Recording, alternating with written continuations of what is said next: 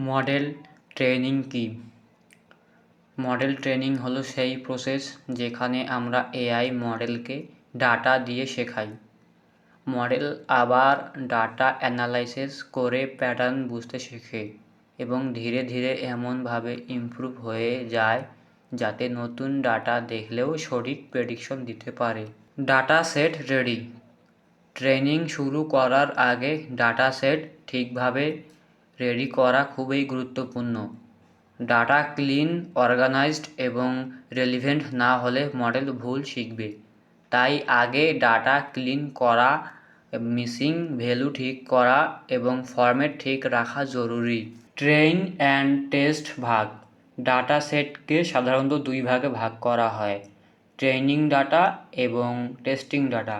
Training data দিয়ে model শেখে আর testing data দিয়ে আমরা চেক করি মডেল নতুন ডাটাতে কতটা ভালো পারফরমেন্স করছে। Algorithm select. এখন প্রবলেম অনুযায়ী অ্যালগরিদম সিলেক্ট করতে হয়, যেমন ক্লাসিফিকেশন প্রবলেম হলে এক ধরনের অ্যালগরিদম আর প্রেডিকশন বা রেজেকশন হলে অন্য ধরনের। সঠিক অ্যালগরিদম নির্বাচন করলে মডেল এর পারফরমেন্স অনেক ভালো হয়। Training process. এই স্টেজে মডেল ট্রেনিং শুরু হয়। মডেল ডাটা থেকে প্যাটার্ন শিখে এবং নিজের প্যারামিটার অ্যাডজাস্ট করে। এই প্রসেস বারবার চলতে থাকে যতক্ষণ না মডেল ভালোভাবে শিখে নেয়। Check performance. ট্রেনিং শেষ হওয়ার পর মডেল এর পারফরমেন্স ইভ্যালুয়েট করা হয়।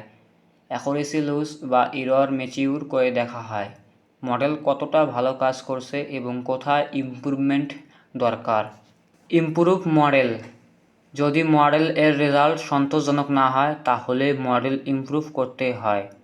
ডাটা বাড়ানো, প্যারামিটার ট্রেনিং করা বা অ্যালগরিদম পরিবর্তন করার মাধ্যমে মডেল এর পারফরমেন্স আরও ভালো করা যায়।